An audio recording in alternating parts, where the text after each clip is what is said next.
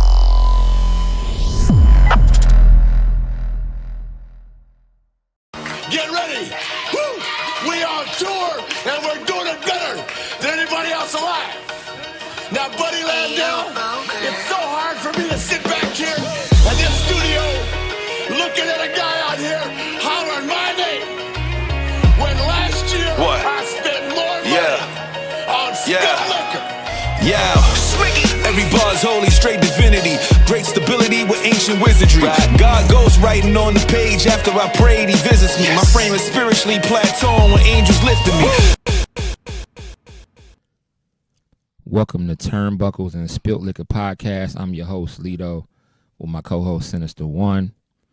Got our guys on here from Barry the Booking Podcast with us, Dev and Dale. What's up with y'all today?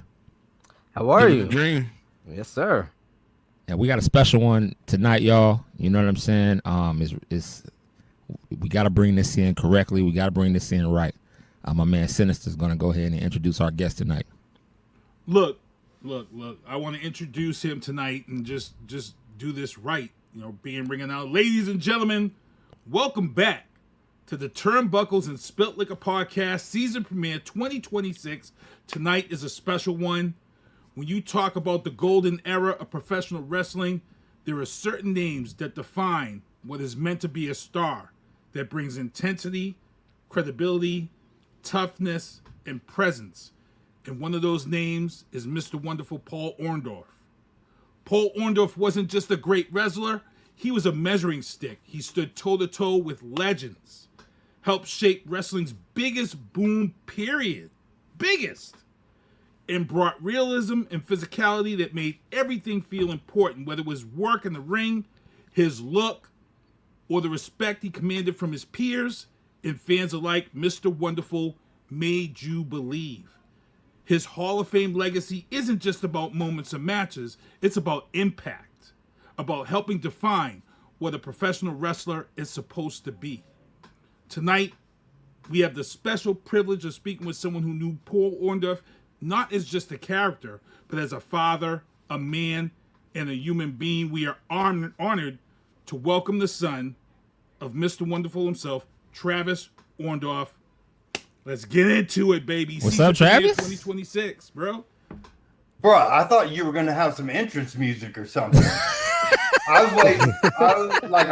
Let me get my Spotify out real quick. I got that Mr. Wonderful entrance music. We can do Real American. That'll be. So no, thank you. We had to reschedule, right? And yes, sir.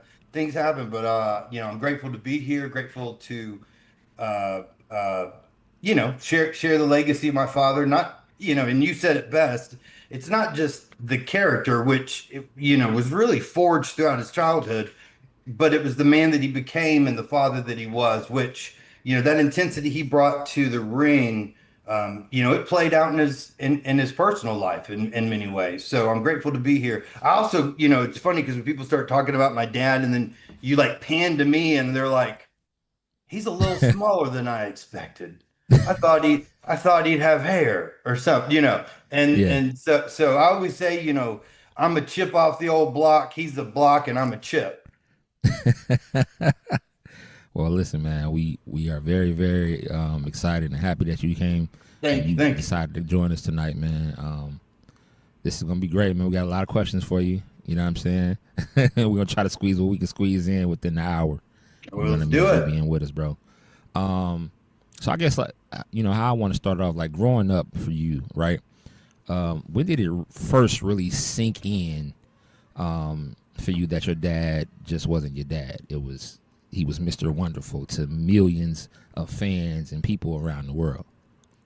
I don't remember a time I didn't know it, you know, and so I was born in 78, so I'm 47. Now my brother is 10 years older. So he grew up in the territory days where, you know, and granted, I lived in like 8 places before we settled in Georgia, but I don't remember any of it. Mm-hmm. I've jokingly said this, but it's not completely inaccurate. Like I knew what kayfabe meant from day one, you know, because we would go places. And you guys are from all over Boston and Philly. Like I traveled with my dad during those days, and you know he was a heel. He was, you know, there were death threats. I remember one time, and I never can remember if it was Boston or Philadelphia, but we would leave the stadium in an ambulance. And they would sneak us out of the arena area and take us to a car that was you know, somewhere else because it wasn't safe to do that. And the residents were tipped off, and like he's putting me in the floorboard of a car while they try to push the car over. So, you know, even at a very, very like just remembering he when he wasn't there and I was in school, there was this understanding because everywhere we went, he was known. You know, we couldn't go anywhere. And so when he was home, which was very select, you know, we would go somewhere and, you know, we'd be in a line for people to, you know, sign autographs. Mm-hmm. So it really was always part of my life. And I want to say it this way. Um, my last name is Orndorff. It's not like I can just disappear into a crowd if you hear my name. Right. Like you know, for example, I'm friends with the Big Boss Man's daughter, Lacey you know, or Lacey Trailer, and like they didn't know Ray Trailer's name for years, so she could escape it. But Orndorff, Yeah. like to this day, you know, even like from the beginning, you know, if I go somewhere, I say Orndorff, I get one or two looks. As a child, it was always like Paul Orndorff, and then as I got older and he wasn't as famous. I didn't know how to like adapt because then it was just like, how do I pronounce that? Not, Mm-hmm. you know, completely resonating with his character. So you know, if I was Georgia Smith, British Bulldog starter, your last name's Smith. Right. Nobody's going to know unless you bring it up. And so it was not something that I could escape. You know, it was on the back of my uniform when I played t-ball. And then, you know, when I was in karate or whatever sport, you know, people kind of gunned for you because they knew who your dad was. So it was always, it's part of my DNA. I don't know it to be any other way. Did you ever think about getting in wrestling at all, or no? Absolutely not. Not even for a moment. Now, what I'll tell you is, you know, and I'm like 185, 190 right now, right? But I didn't have the size he had. And I was at a very young age, right when my dad retired, which was in 88. That year I got deathly ill and they didn't think I was going to live. And so, you know, I went from like 83 pounds to 52 pounds, dad sleeping in a cot or, you know, on a like a pull-up bed in my hospital room. And, we didn't know if I was going to make it. So for the next 2 years, like life was really, really difficult. And so as I was getting older, I mean, I graduated, I was 135 pounds from high school. Mm. So there was a size thing there, but even before that, I did acting. You know, in fact, you know, in middle school, I was friends with and acted with Kenan Thompson before he went on to Nickelodeon. So there was that side of me. But even then, Dad was like, "You can't do that until you're 18 or 19." And he said 18, but you know, I went out to LA when I was 19, and there was an understanding from a very early age, because I heard that question all the time, that uh, dad was like, you don't want this life. Like I had no other way of providing for my family. This is part of who I am, but he's like, life on the road sucks. And back then, there was 3 channels on the TV, and people are like, man, he went to the gym so much. I'm like, there wasn't anything else to do, right? Like, and he didn't drink a lot of alcohol and he didn't party I mean, I'm not saying he never did, but that wasn't a night to night thing like like other people, where he was really he took care of his body.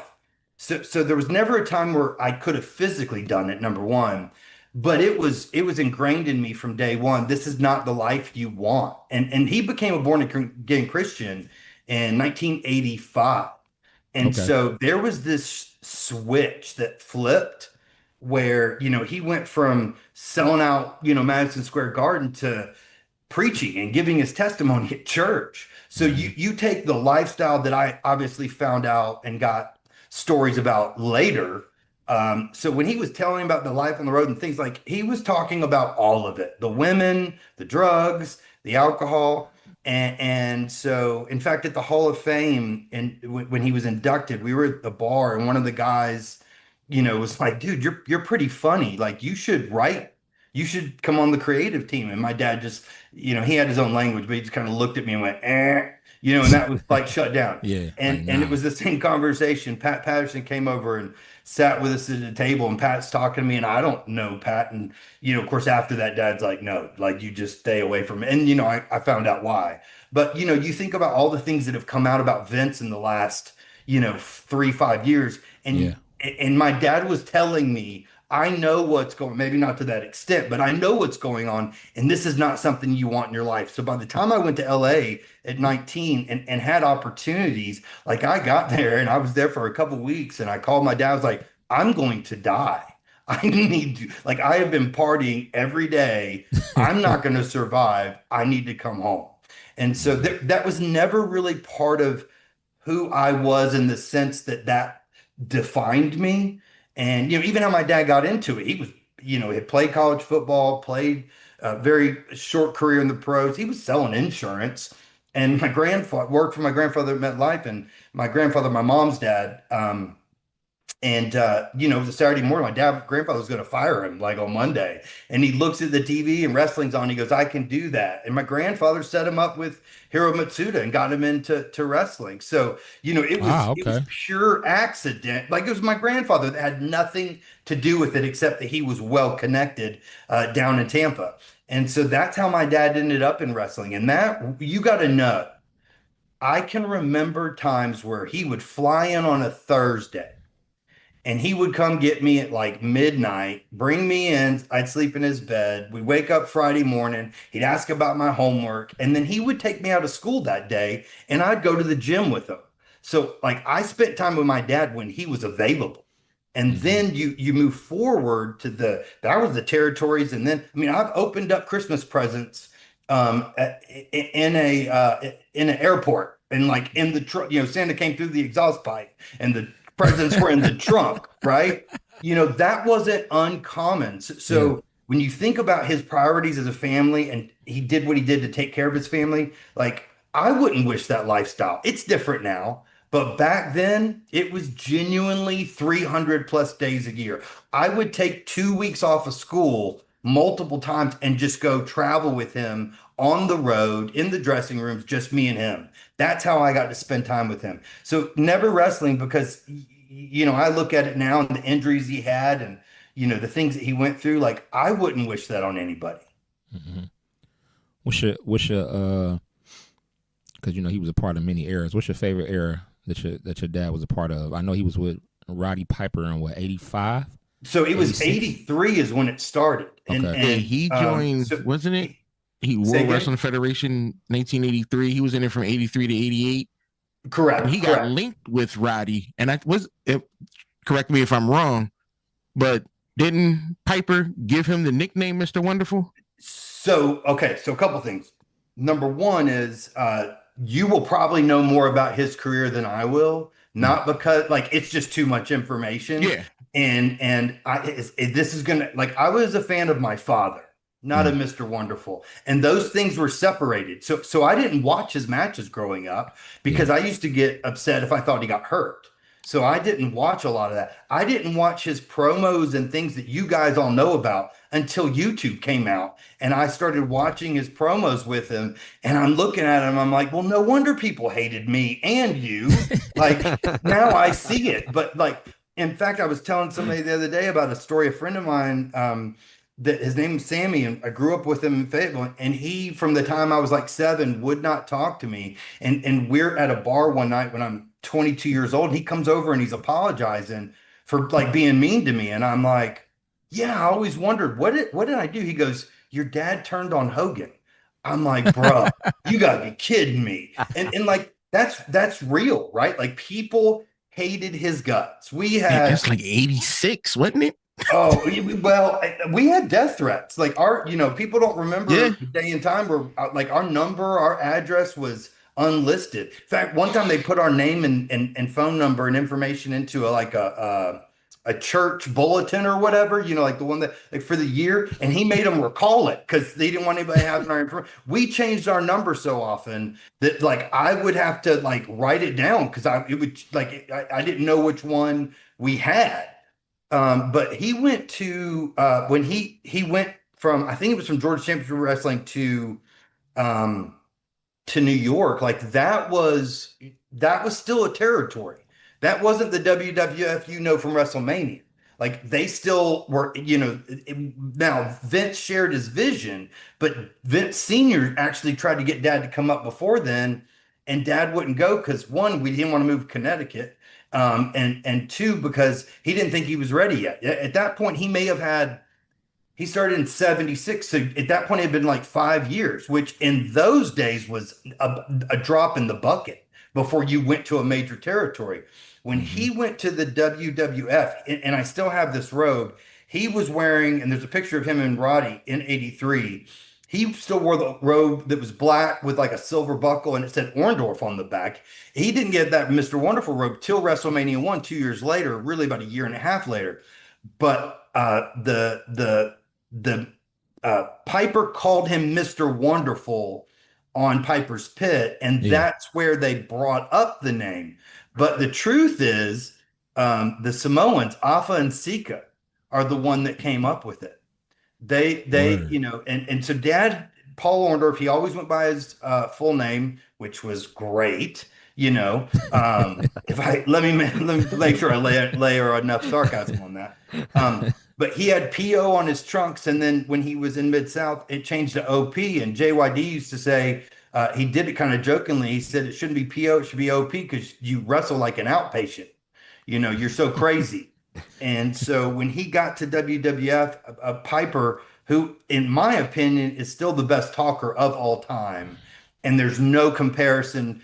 Macho Man had his style, and it was good, but Piper was hilarious and just could draw the anger out of you, whether you had it or not.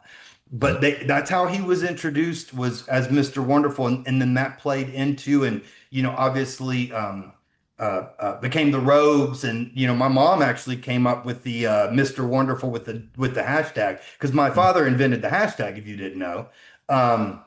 But back then it was the pound sign. But Mr. Wonderful, on his tights, and so all of that integrated, and it really did reflect his character, in the sense that, like, he wasn't as arrogant. In those, he got better at promos. Roddy taught him how to talk, because he wasn't great in front of a mic when he got up there. And he used to do a lot of his promos, like with his back to the camera, and people thought it was his arrogance. And I'm like, no, he was an introvert. Like, that wasn't comfortable for him yet. And then you can see in the early 90s, like, he's great on the mic, but that was a developing talent. He always used his body. But yeah, it was, Mr. Wonderful was truly, like, I always said, as a heel and even as a wrestler, he got to exercise those, like, inner demons and get that out, because his intensity in the ring, in the gym, throwing baseball with me in the yard, like, it never changed. And I didn't get much from him, but I inherited that. Yeah, that intensity shows. Like one of my favorite matches was it Cactus Jack, Dustin Rhodes, Sting versus Barry Windham, Wyndham. Wyndham, Vader, and your dad. Right. Battle Bowl. That Battle Bowl. that was Dad wild. could run circles around all of them. And I don't mean that like in an arrogant way. I mean, No, like I get you. his motor. Every wrestler that I've ever heard wrestle with, number one, he would treated, what people, enhancement talent. He gave them the opportunity to have a good match. It wasn't always just like he put them over too. He always had a respect for the business. I never knew some of these guys were not major players in wrestling because, I hung out in the dressing room and he treated them no different than he treated anybody else with a level of respect. But Hogan, went on record and said, like, Paul Ordorff got the best out of me because when you got in the ring, you had no choice but to go to war with him or he was going to drag you down through it. And Hogan said he always brought the best out of me because you didn't get to take a night off. And I think that's what, like, everybody talks about the intensity and I can tell you that's part of my DNA. Like people are like, man, you make coffee nervous. And I'm like, that's not inaccurate, but he was just that he was wired that way. He was wound tight. And I'll tell you this is how this even came to be. He was working for Bill Watts and he was a mid card and Dad was trying to find his way in wrestling. Right. And Bill looked at him and said, if you don't show me something tonight, you're not wrestling next week. And then he didn't have a job. And I think Dad was shy. I think he was, he was not yet controlled chaos. And he went in that ring and they went for 30 minutes. And when he walked out, everybody said that's the best match we've seen in years. And that at that point, he found his identity because the Mr. Wonderful stuff, that's just a play on his character. But his running to the ring and being amped up, that is how he approached mowing the lawn was intense. Now, were you at or were you in the locker room at WrestleMania 1? Not at WrestleMania 1.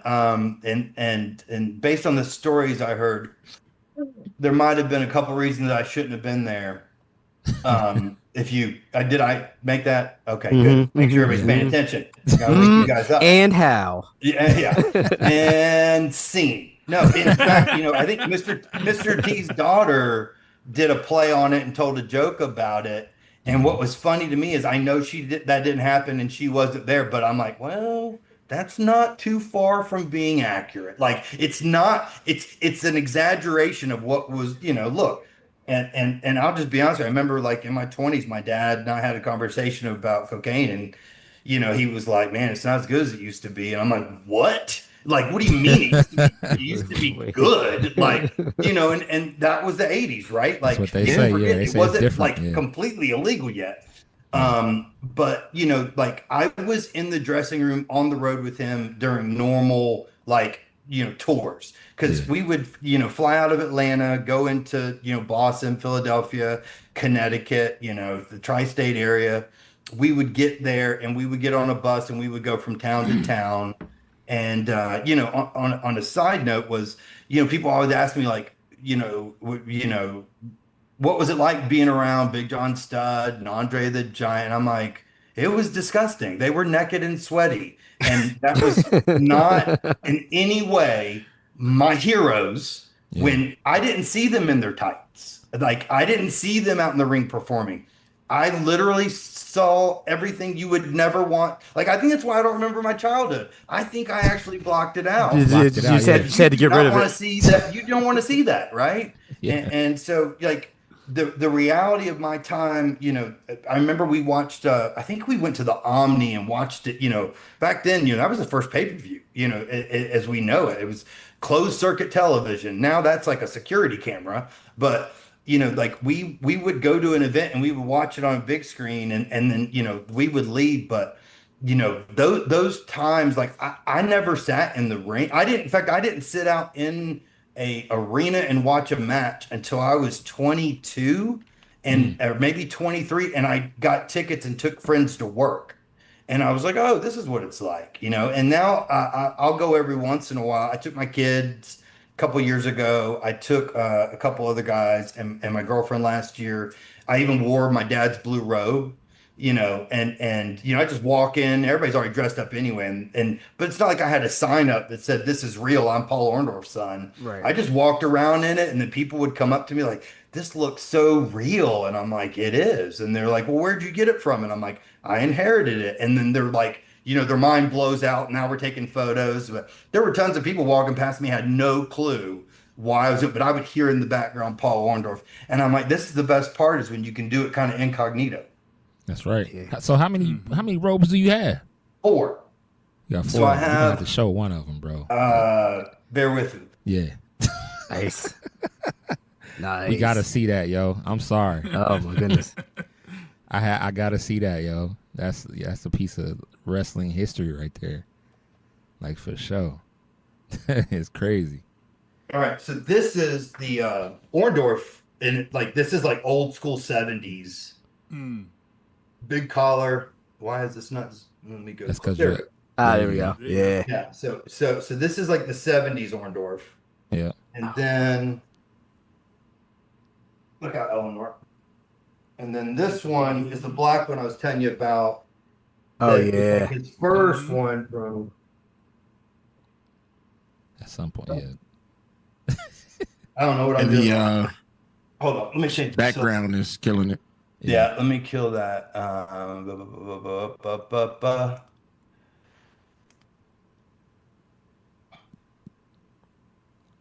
Sorry, guys. No, you good. No problem. Yeah. No problem. There we go. Yeah. Okay. There That's it clean. is. Oh, That's clean. So Right? this Oh, is man. this is the original one, like that he started wearing when he went to WWF, and these are all made by Olivia. Okay. So Olivia was Mr. Wrestling 2's wife. She made like she should be in the Hall of Fame more than anybody. This is the Mr. Wonderful from this. He wore this one in WrestleMania 2. Mm-hmm. Wow. Oof. And then Oh gosh. this is the Mr. Wonderful gold and black that he wore Yeah. in WCW. Yeah. You got the red one? I don't. I have never been able to find that one. So has The red one was has- my favorite. Has So- WWE contacted you to, because you know they got that show where they've been looking for like history to hang up in inside of their Hall of Fame area for fans to come by and take pictures with and look at? Have they contacted you about that at all?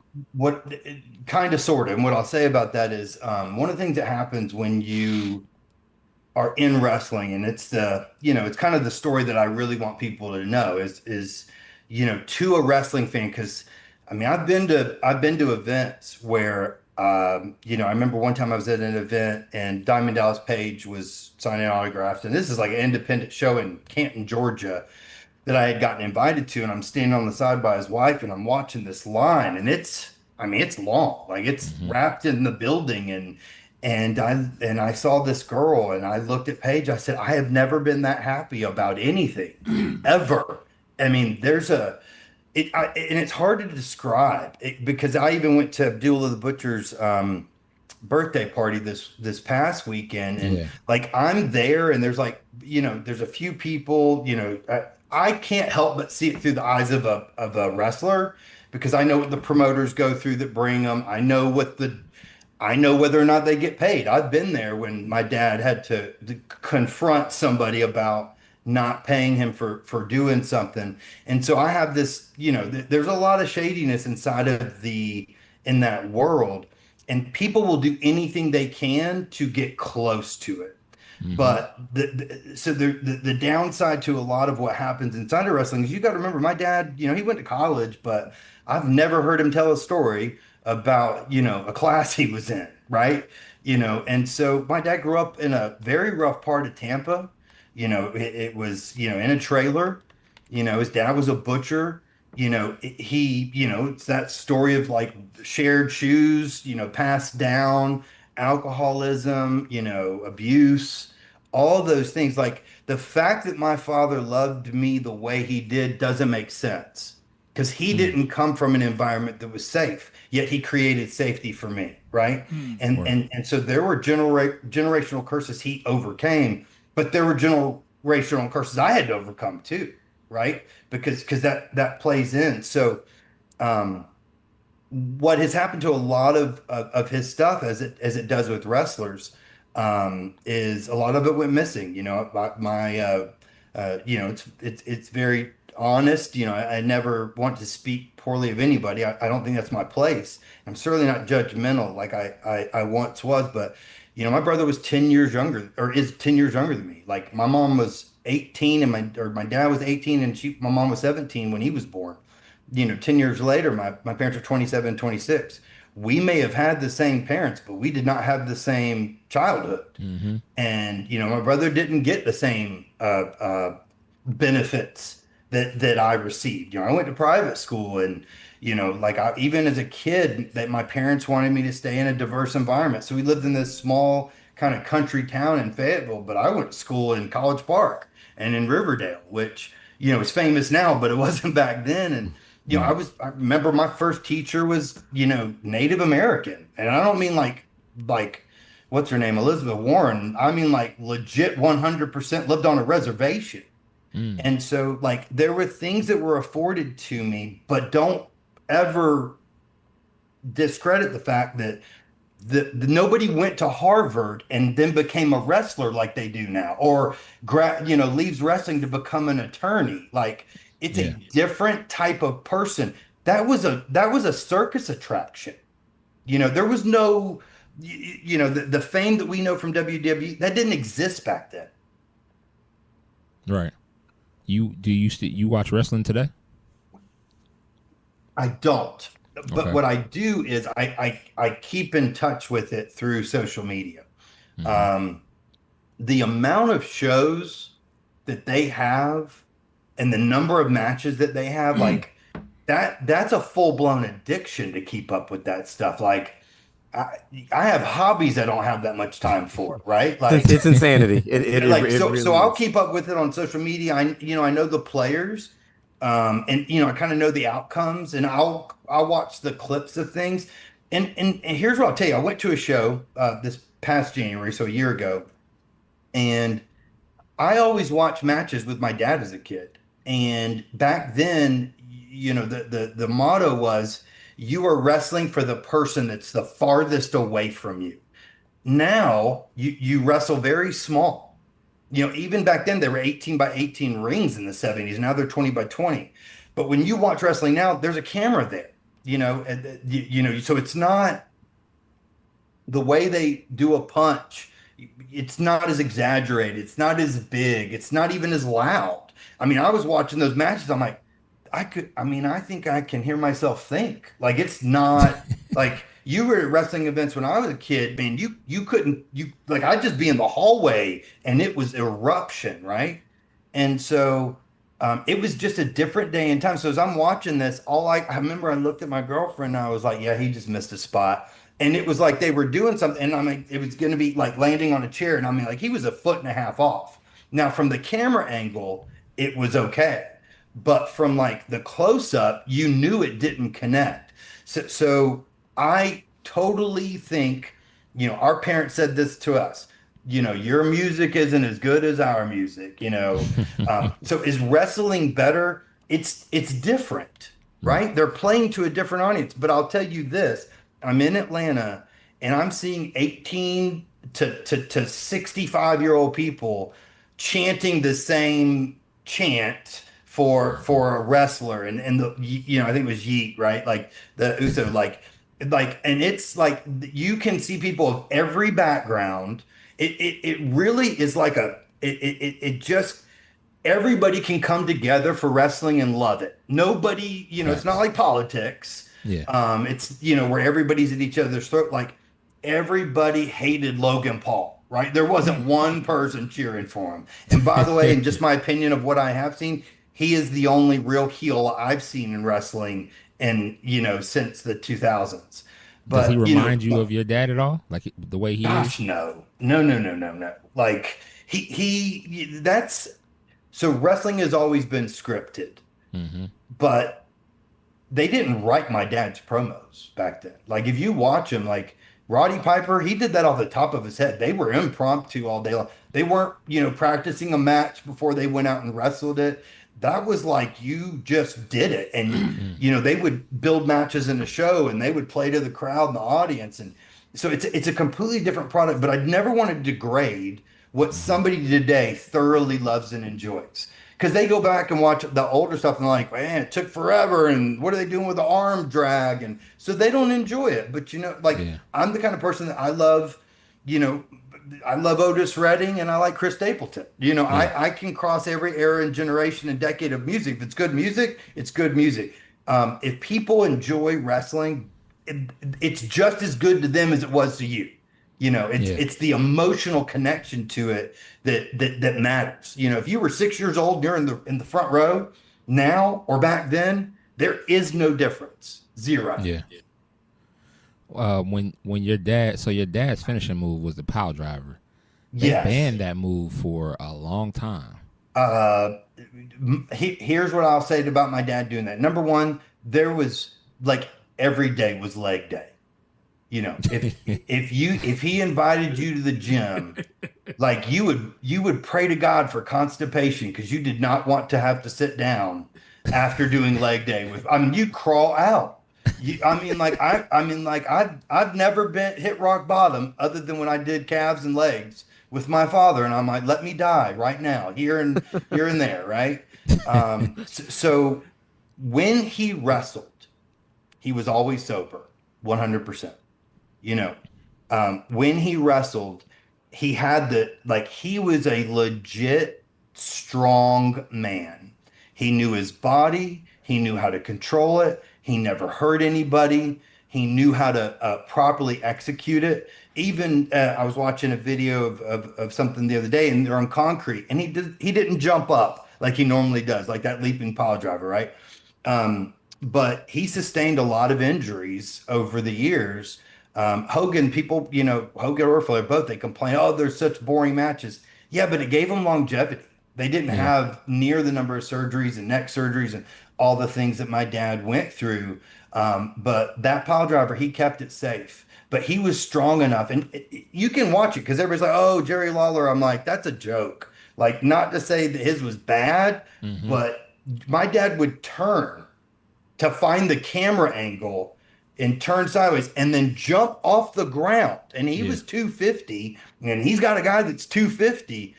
I mean, that's 1,000 pounds. He's getting off the ground, and Hulk Hogan, and he did it. So he was able to do it because he knew his body. I'm not a dumb man. I'm pretty smart, but I don't think I've ever known anything as well as he understood and knew his body. Word. That's how he ended up in the Hall of Fame. He was good at what he did. Yeah, I mean, he took pride in it, and I never saw him take a night off. Like there was always that element of intensity that he brought, and for him, I remember we did a show.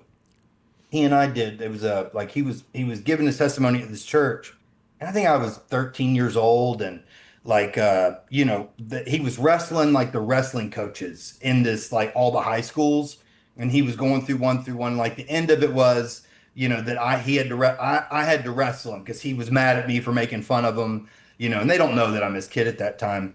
And I remember being in the ring with him, and he's just playing around and grabbed me by the hair when I had it and throwing me across the ring and, all that stuff. But it's there was this element of exaggeration that still felt like I knew it didn't hurt that bad. I felt it, but it didn't hurt that bad. But the way he was shaking me, you would have thought he was ripping my hair. Well, maybe he did. I didn't think maybe that's no. But yeah, there was an element to his body of work. And I think this played out because I got to spend time with wrestlers that tell me all these stories.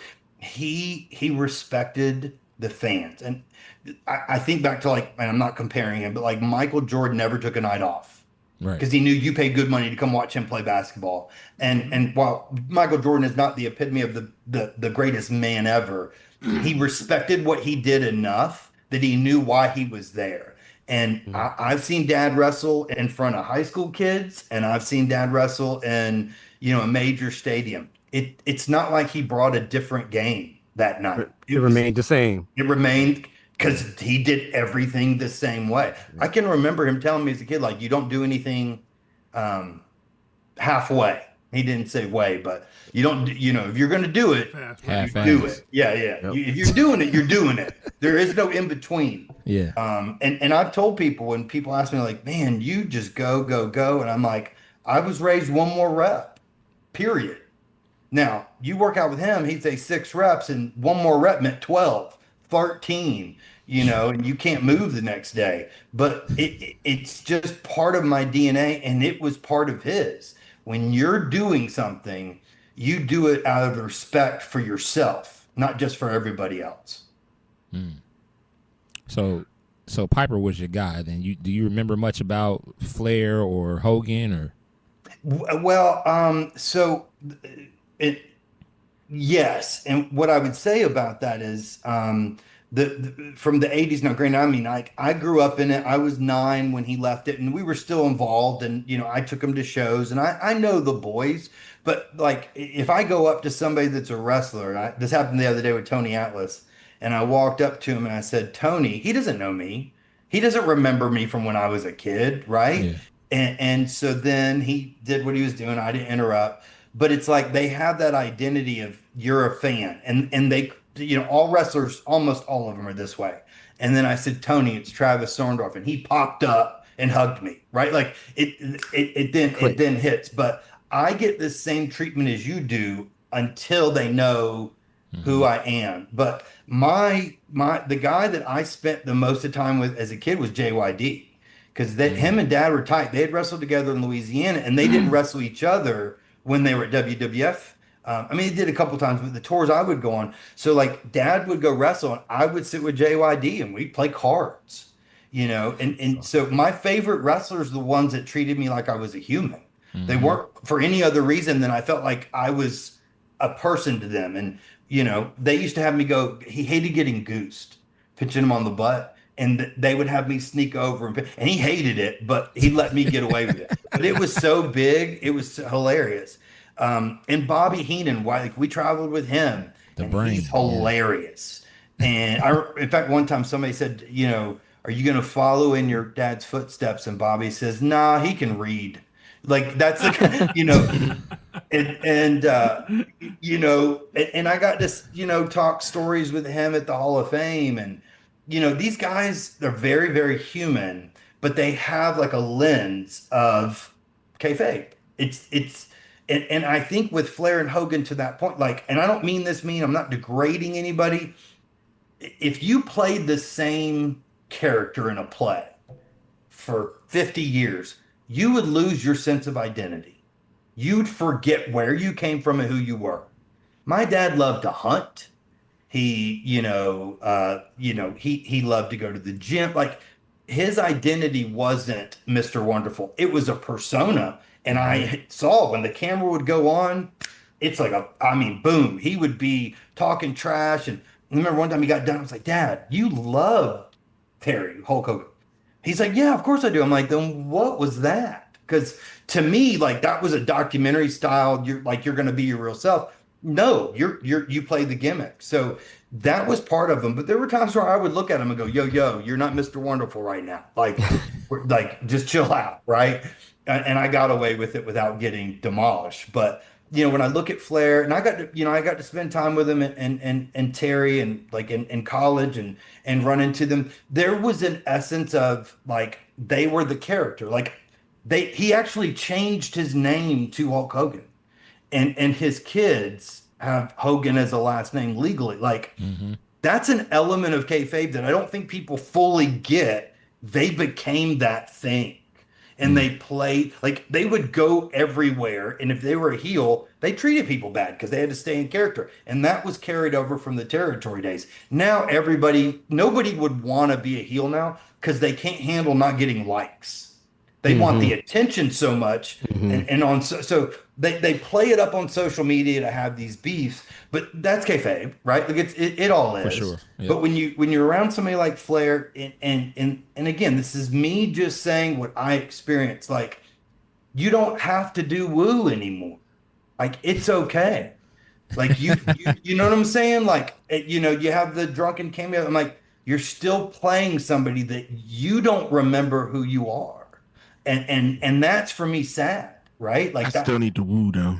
Woo! you can still. I mean, I'm not saying don't do it, but you don't have to do it all the time. Style right? and Like, profiling. Yeah. How was your dad's transition like after he retired? Like like just from like you said he never lost, his identity.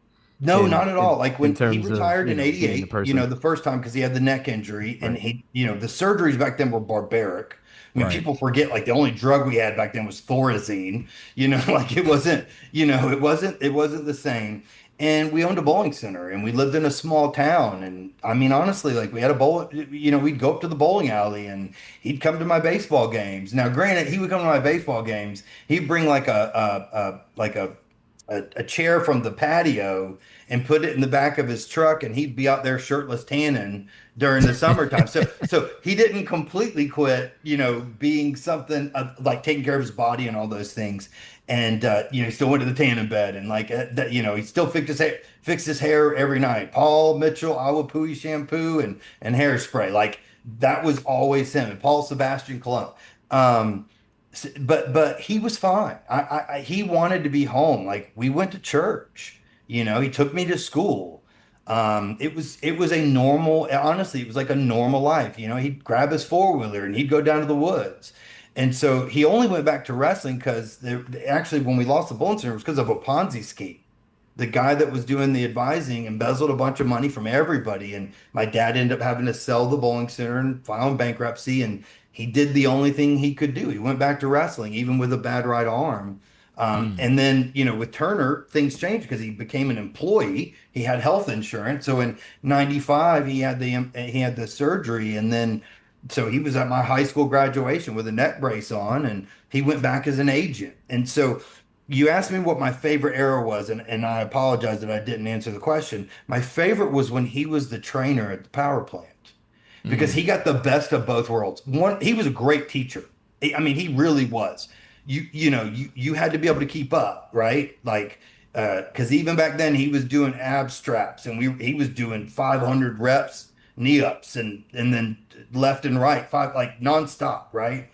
And so, like, that period of time, he got to be at home, but he also got to be a wrestler.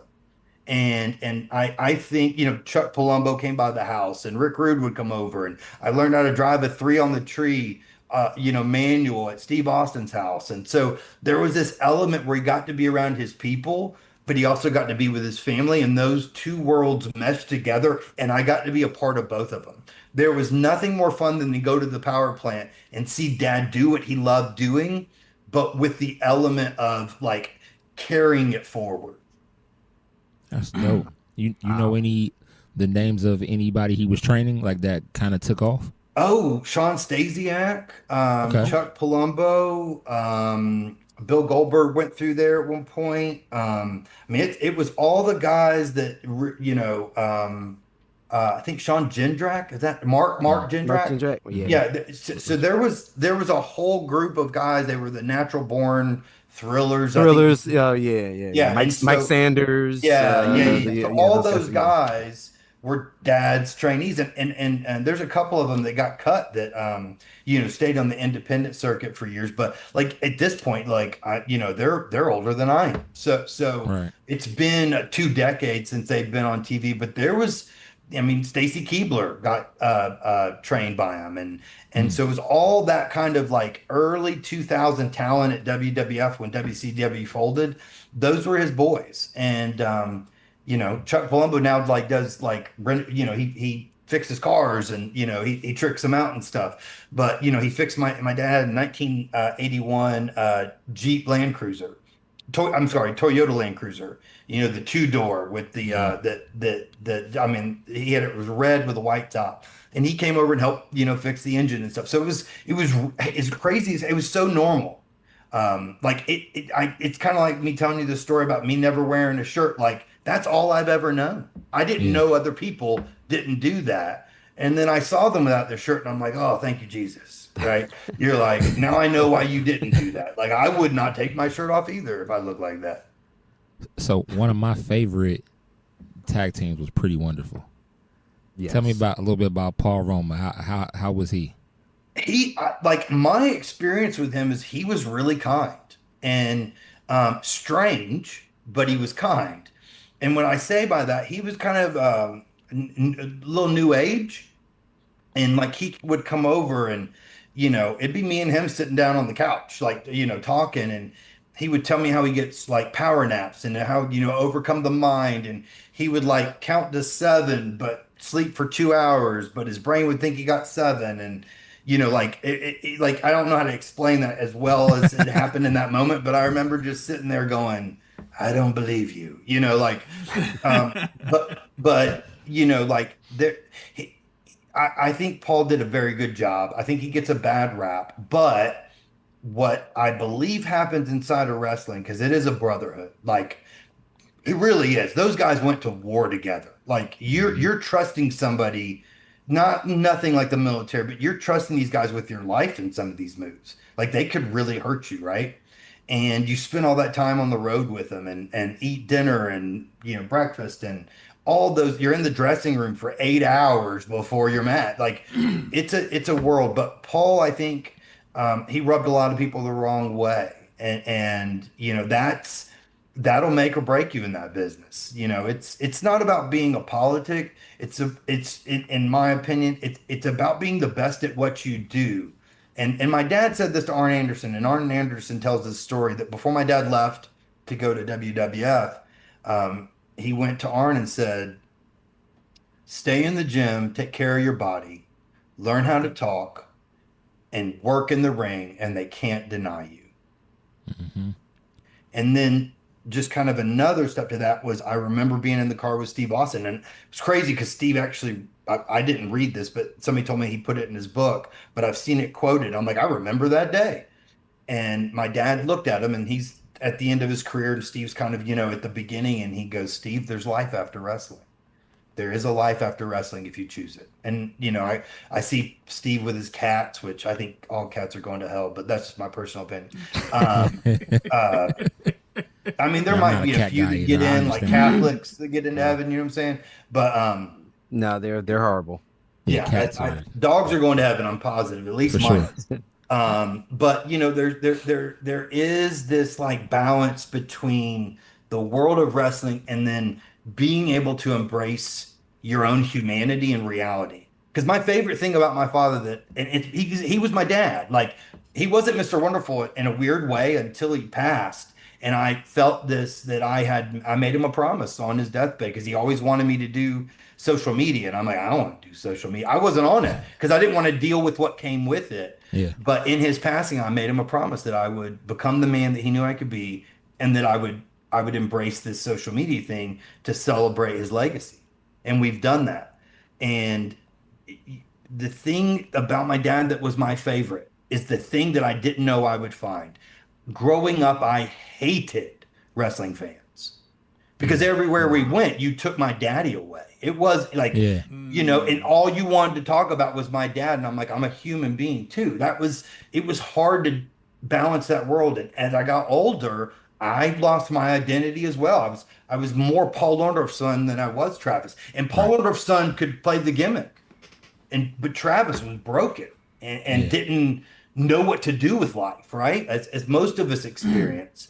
But my favorite thing about my dad was when I would take him to these wrestling events and Fanfest, and people come up and he's signing autographs, and I'm impatient, and now I'm the intense one, and he's all chilled out because he's in his 60s, and he would stop with every fan and just like everybody come out like, dude, your dad gave me the world that day, like because he saw you as a human being. It wasn't they called women ring rats. I don't even like the term jobber because I'm like, those guys made it on TV. What have you done with your life? Like, Right. let's go, like, you know what I'm saying? But I think, seeing him with fans, I used to bother me. And then after he died, and like, if it wasn't for fans, I don't think I would be over the grieving. Because I thought I was going to bring Mr. Wonderful or tell you who my dad was. But I found out who Mr. Wonderful was to you. Like, that's what changed. And so now I have an appreciation for those people the same way my dad did, because many of them saved my life. Because that first year was rough, right? Yeah. So it really wrecked my world. And you know how Jonah was supposed to go to Nineveh and he wouldn't go, so he got swallowed up by a fish. Social media and wrestling fans are my Nineveh. I mean, I didn't want anything to do with them. And if not for them, I wouldn't be the man I am today. So wrestling fans are my favorite people. Word.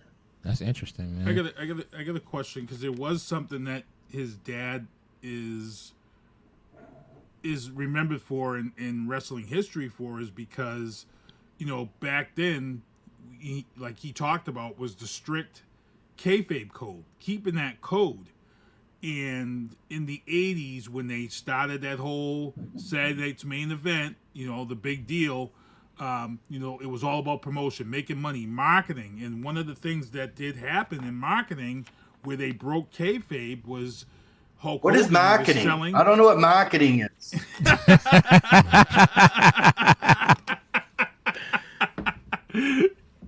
It's in Harvard Yard. I'm sorry, I can't help myself. I could, yeah.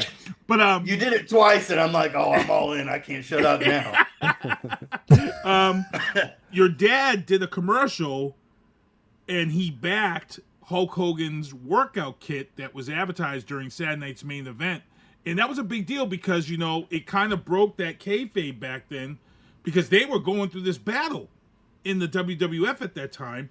But they felt that Hogan's physique wasn't believable enough to sell the workout kit. And they said, Hogan was like, we got to give it to Paul. And Paul was all on board for it.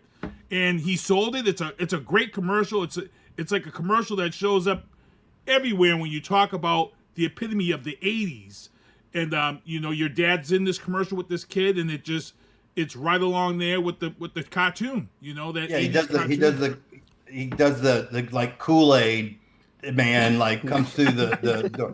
But I'll tell you two things out of that. Number one, and like my dad's body was, number one, he was so athletic with that side. Like, you should go back and see like the late 80s where he's doing like it, and he held multiple track records in the state of Florida for like broad jump, and I mean for decades, not for like just the 60s.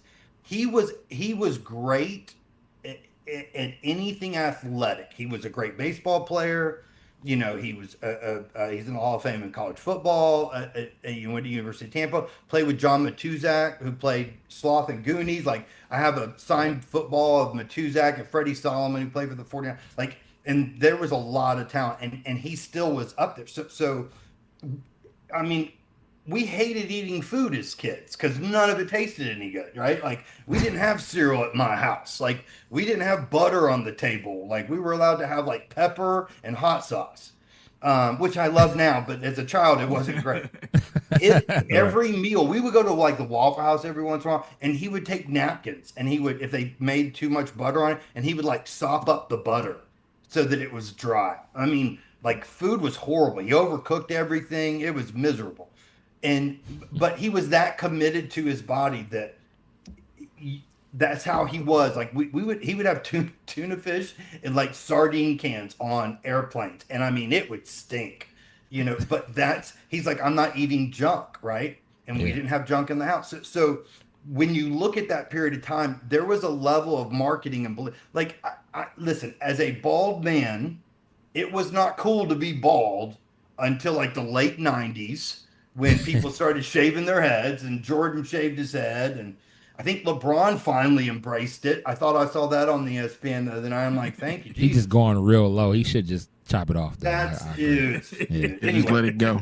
Just It's know over. who you are. Know who you are. So, Right. but like, if you think about it, like Hulk Hogan was first of all, he was like he was marketed from the beginning. He had a bigger than life, but he wore a bandana to hide his bald spot, right? Like, Yep. so that he was trying to hide it himself. He wore the do rags and ironic, by the way. But when you think back to that period, like he was a big guy, but go look at them posing down after like the I got hair under here, after Travis. WrestleMania 1, and my dad was shredded. And Bobby always told me that the reason Dad started to get kind of like after his feud with Hogan, which was like the most profitable run in show run in the history of WWF, greater than Randy Savage even, but it was evolving. But TV back then you watched like Saturday morning every couple of weeks and you would catch wrestling. So it's not like you could change the title on a Friday and then the West Coast find out about it the next day or that night. So changing belts, and they were establishing a brand. And Hulk Hogan was that all-American guy. This is during the Reagan administration. Like everything was USA and chanting USA, and the Sheik had the flag, and Volkov would sing the Russian anthem. Like there was all this element of like the Cold War existing. And Dad was getting to the point where when he came out, according to Bobby Heenan, the sound in the crowd was starting to be closer to 50-50. Like it wasn't all because people loved Dad's style and he was believable. He sure was. That cartoon or that marketing campaign was very much understanding which one would you rather look like, right? Like which one are you going to, so it is ironic that he was the one that sold it and behind the hype machine. But the reality is Dad had a better body and he was so committed to it. Like people are like, oh, I wish I wanted to be like your dad. I'm like, you're falling in love with the reward. Yeah. He was in love with the process. The work, yeah.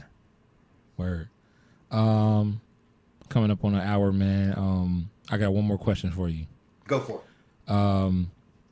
When the history of professional wrestling is written 50 years from now, what do you believe Paul Orndorff chapter should say about his impact on the business? So I'm going to give you an answer you're probably not going to maybe fully understand, not because I don't think you can understand it, but I've tried to say it this way. Mm-hmm. When if you throw a rock in the pond, there's a big splash, right? And and then after that there's ripple effects, and then the rock goes under the water and you don't see what happens. But the reality is that body of water changes and things start to flow around it. So like if I look at other people's careers and legacies, like, and I look at, Flair, Hogan, Steve Austin, all of them, like I know my dad played a part in all of that. Mm-hmm. But it's the people he impacted, either through his routine and his body, through his character, through his commitment, through his discipline, through his intensity. I'm not worried about how he's looked at as far as wrestling goes. I care about the people he impacted and the impact those people had on other people's lives.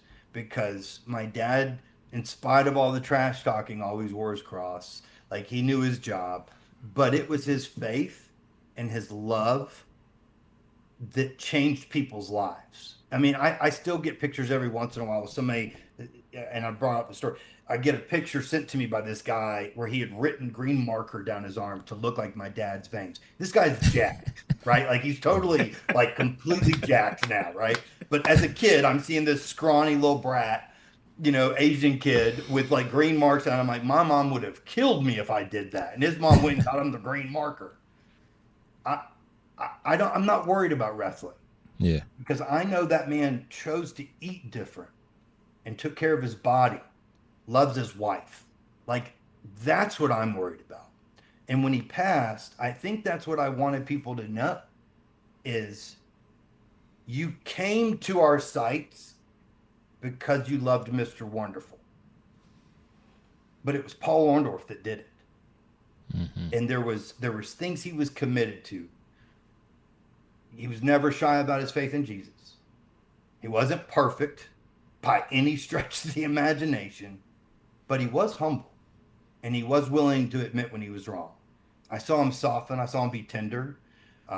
He loved my kids. I still love the fact that, like, when my kids were in the bathtub, they would play with my dad's toy, right? And they're like, instead of Mr. Wonderful coming off the rope, it's Pawpaw, right? Like, there would think, you know, when I think about my own legacy, like when he died and I faced my own mortality, and I'm like, how do I want the world to remember me?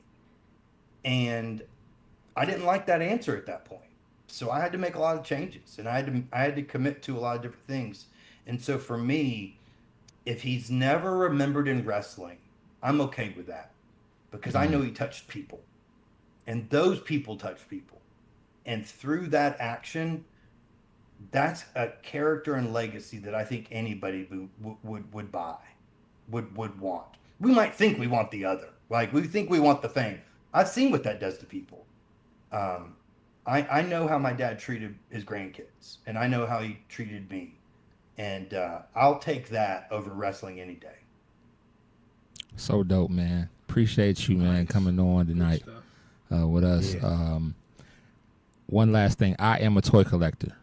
How do you feel about the Piper's Pit that they came out with recently? Oh, I did a video on it. So I love it. I felt like the detail, right? And so what I'll tell you real quick is, you know, when he passed, my dad didn't have any type of visibility. There was no merchandise. There was no Legends contract, nothing.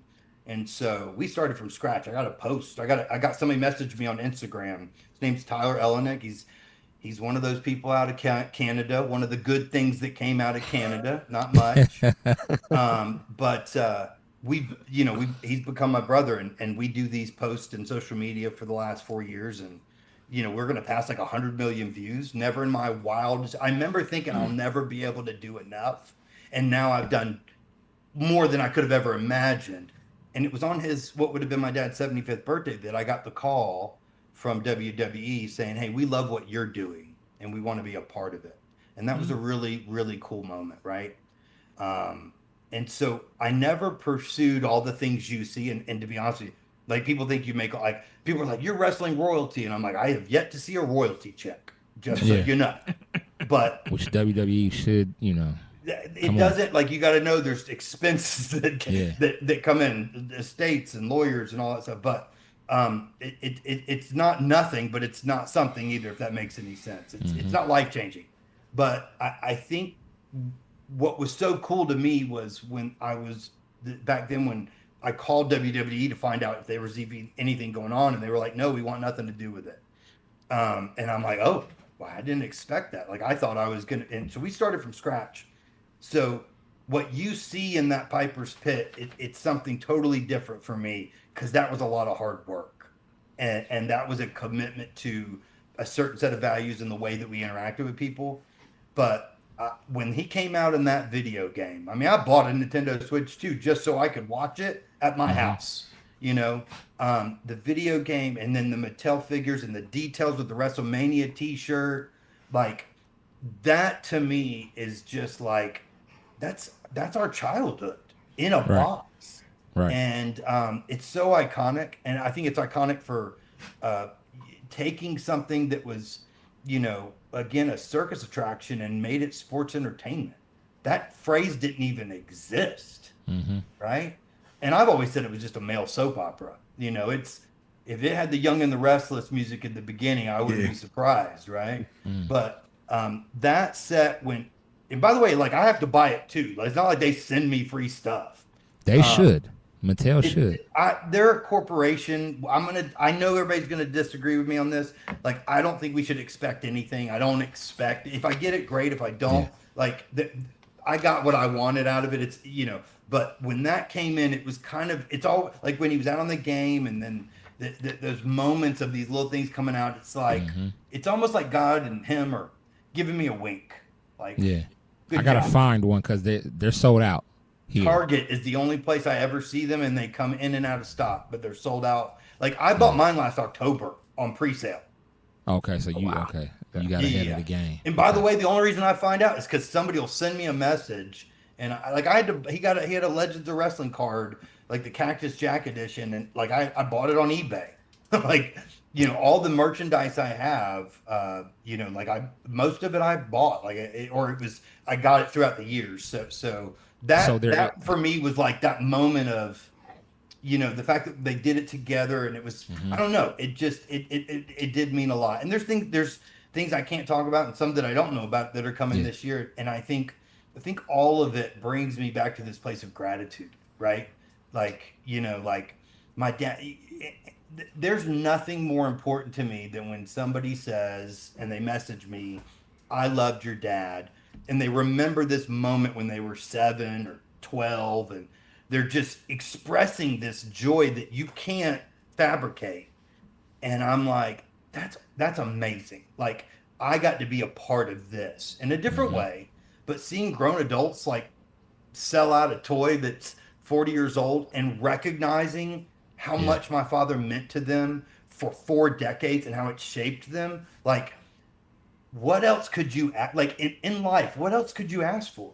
Like, right. You know what I'm saying? Like, what else do you want to accomplish? But when we got the Legends deal, that was that moment where I went, I knew my purpose before that, which my purpose is not wrestling. My purpose is to share my own story of recovery and faith. For sure. But it played out in a way that these moments like the toys are just like, that's really cool. Word. But the truth is, it's back in a box with all the other merchandise and stuff that I have. Eventually, I'll have it all on display. But at this moment, it's there's now it's a guitar besides the robe. So that's what's up, man. Well, listen, thank you, Travis, for coming on with us tonight, man. Thank you. You got the floor, man. Let everybody know if you have social media or anything that you want people to know about you. You know what I mean? To tune in or to check out.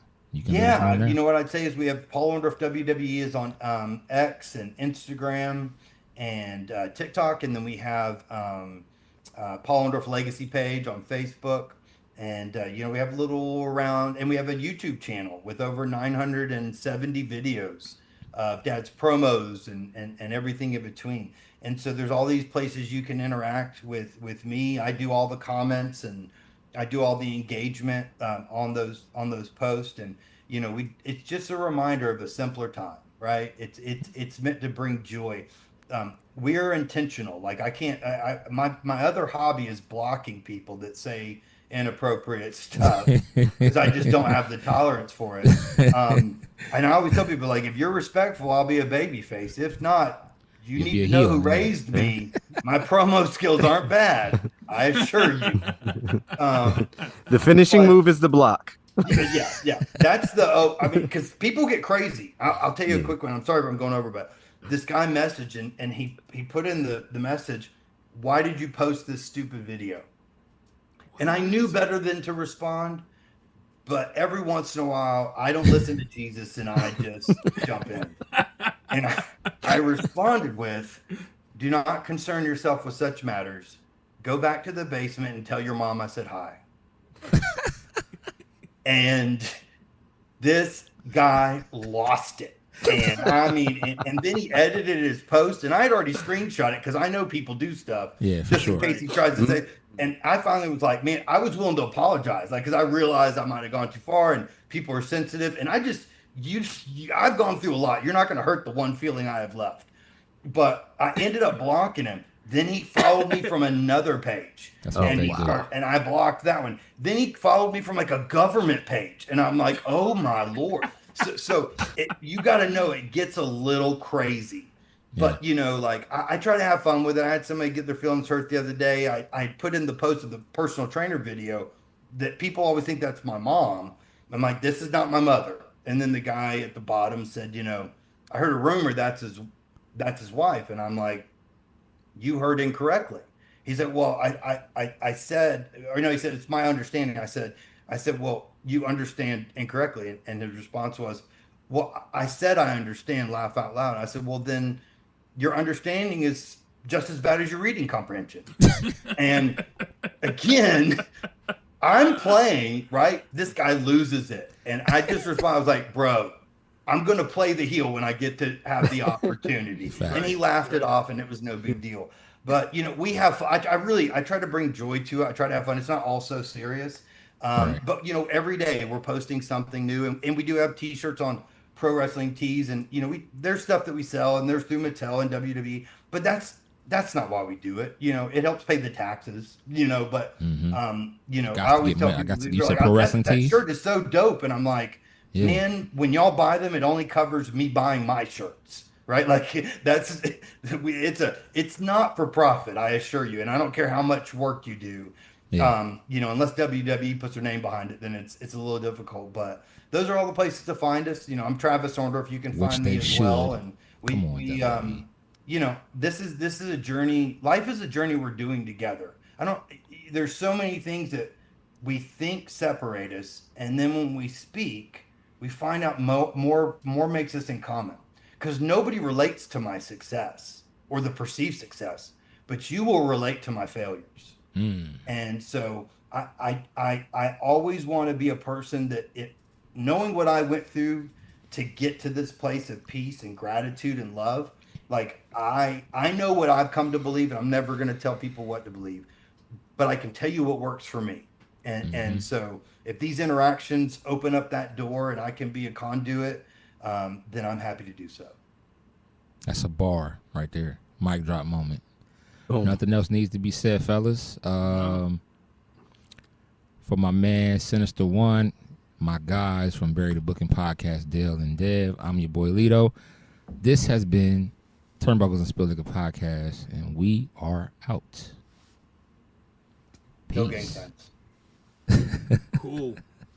Every angle hitting me in vantage points, so I can't abandon joints. Gotta grab the coins, pay me wickedly. Superman of Thor, who am I? Haters mimic me, and they fans cheer him on with their capabilities. Wow, double entendre, crazy lyrically. Had to read a page in Timothy to take it seriously, cause I ain't scared, I ain't got no fear, baby, get with me.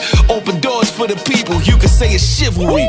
I drop bombs, it'll be a day in infamy, mainly cause all my ops feeling painful instantly. Stay for sympathy, not me, creating imagery that everybody you like, I made a simile. Facts.